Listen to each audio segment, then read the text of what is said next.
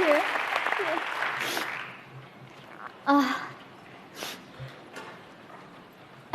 I have to do this because this is not I'm speaking.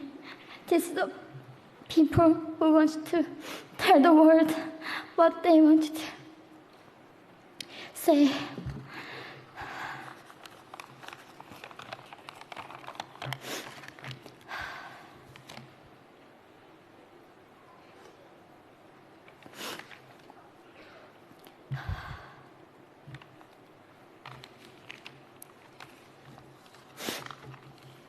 North Korea is an unimaginable country.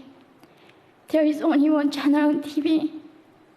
There is no internet. We aren't free to sing, say, wear, or think what we want. North Korea is the only country in the world that executes people for making unauthorized international phone calls. North Koreans are being terrorized today. When I was growing up in North Korea, I never saw anything about love stories between men and women. No books, no songs, no press, no movies about love stories. There's no Romeo and Juliet. Every story was propaganda to brainwashes about the Kim dictators. I was born in 1993, and I was abducted at birth, even before I knew the words freedom or human rights. North Koreans are desperately seeking and dying for freedom at this moment. When I was 9 years old, I saw my friend's mother publicly executed. Her crime? Watching a Hollywood movie. Expressing doubt about the greatness of the regime can get 3 generations of a family imprisoned or executed. When I was 4 years old, I was warned by my mother not to even whisper. The birds and mice couldn't hear me.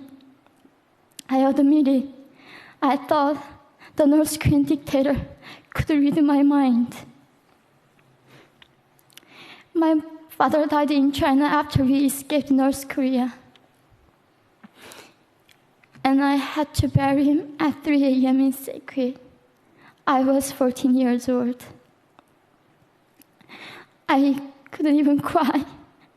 I was afraid to be sent back to North Korea. The day I escaped North Korea, I saw my mother raped. The rapist was a Chinese broker. He targeted me. I was 13 years old.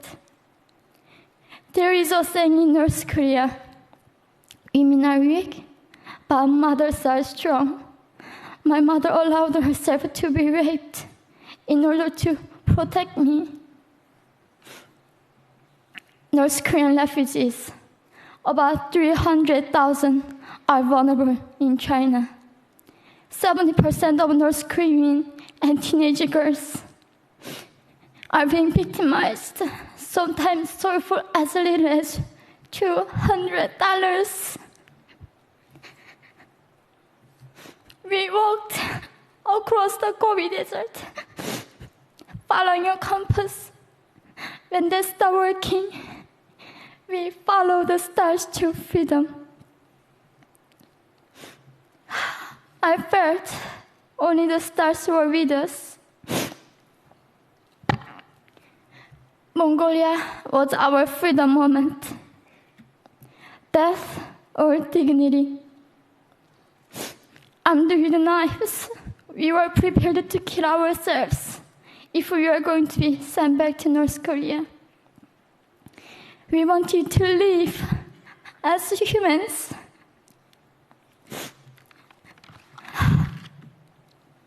People often ask me, how can we help North Koreans? There are many ways, but I would like to mention 3 for now. 1, educate yourself so you can raise awareness about human crisis in North Korea. 2. Help and support North Korean refugees who are trying to escape to freedom. 3. Petition China's stop repatriation. We have to shed light on the darkest place in the world. It isn't just North Korean human rights. It's our rights that North Korean dictators have violated for 7 decades. We need governments all around the world to put more pressure on China to stop repatriation. In particular, Chinese delegates of One Young World can play a part by speaking up.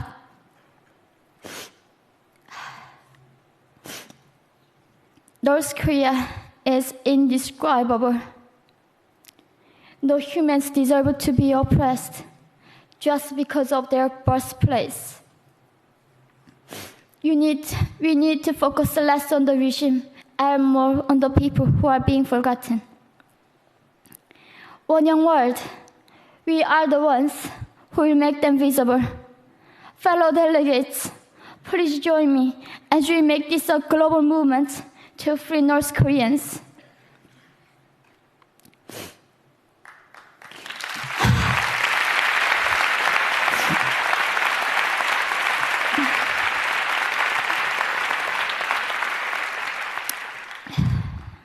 When I was crossing the Gobi Desert, scared of dying, I thought nobody in this world cared. It seemed that only the stars were with me. But you have listened to my story. You have cared. Thank you very much.